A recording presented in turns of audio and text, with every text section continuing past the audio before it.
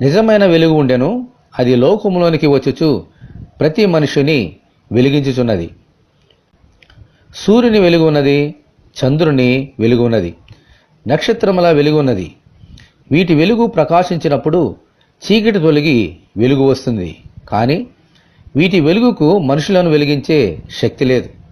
అందుకే ఇవి నిజమైన వెలుగు కావు. సైతాను వెలుగుదూత వేషము వేసుకుని దేవుని బిడ్డలను మోసగించి వెలుగు అని భ్రమింపచేసి చీకటిలోనికి నడిపిస్తున్నాడు. ఇది కూడా నిజమైన వెలుగు కాదు. మరి నిజమైన వెలుగు అంటే ఏమిటి? ఎవరిస్తారు? ఎక్కడ దొరుకుతుంది? నాయందు విశ్వాసముంచు ప్రతివాడు చీకటిలో నిలిచి ఉండకుండానట్లు నేను ఈ లోకమునకు వెలుగుగా వచ్చి ఉన్నాను అని ప్రభువైన యేసుక్రీస్తు చెప్పారు. హల్లెలూయా! ఆయనే నిజమైన వెలుగే ఉన్నారు. మనుషులందరినీ వెలిగించే శక్తి ఆయనకే ఉన్నది.